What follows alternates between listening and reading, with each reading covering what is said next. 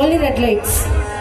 నాన్న, అందరూ పరమేశ్వరుడే లోకానికి అన్ని శక్తులు కలిగిన దేవుడు అంటారు. కానీ ఎందుకు నాన్న అన్ని శక్తులు కలిగిన శివుడు అమ్మ కాళీమాత ముందు తల వంచారు? ఈ కథలో నీకు గొప్ప సందేశం ఉంది నాన్న, విను.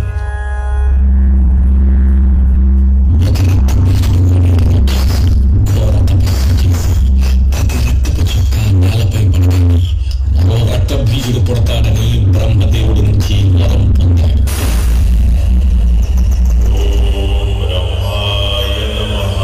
ఆ శక్తితో అతను భయంకరమైన విధ్వంసాన్ని సృష్టించాడు.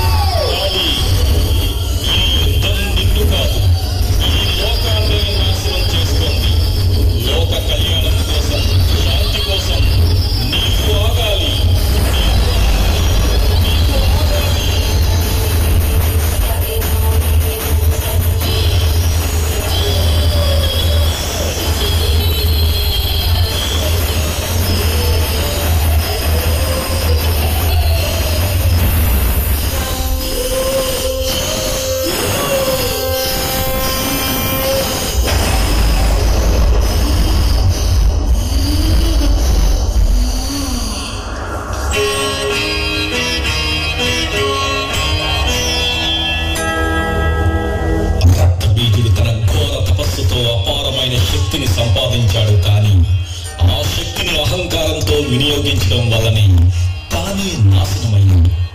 మాతా కాళీ అతనికి శిక్ష చూపినప్పుడు ఆమె కోపం అదుపు తప్పితే లోకం నాశనమవుతుంది. అప్పుడే శివుడు వచ్చి తనను తానే తలవంచాడు.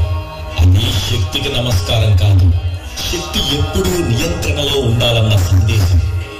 ఈ కథలో కేవలం పురాణాలు కావు, ప్రతి ఆడపిల్లలో ఉన్న శక్తిని గౌరవించాలి. శక్తి రక్షణకు, శాంతి కాపాడేందుకు మాత్రమే ఉపయోగపడాలి. అది ఆ అమ్మ కాళీ, ఆ పరమశివుని ఆంతర్యం.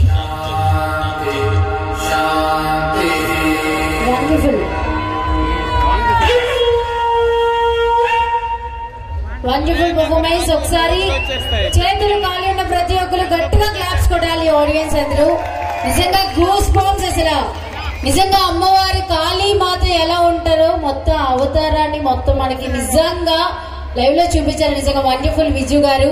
Thank you. విజు గారు అంటే స్పెషల్ యాక్ట్ చేయడంలో నెంబర్ 1 వైజాగ్ లో. సో అలాంటిది ఈ రోజు ఇక్కడికి వచ్చి మన ముందుకు చేయడం అంటే నిజంగా మన అదృష్టం. Thank you so much Viju గారు. Thank you. సో ఈ రోజు మాకు ఇంత మంచి అవకాశం ఇచ్చిన మరి గ్రామ పెద్దలు అండ్ అలాగే ఆలయ కమిటీ మెంబర్స్ అందరికీ థ్యాంక్ యూ సో మచ్ అనమాట. ఒకసారి చేతులు ఖాళీ ఉండాలి, మరొకసారి గట్టిగా క్లాప్స్ ఆడియన్స్ అందరూ. నిజంగా హార్డ్ వర్క్ ఇది. సూపర్ వండర్ఫుల్, వేరే లెవెల్. Thank you. సో ఈ రోజు విజు గారు ఒకసారి మన శ్రీను గారిని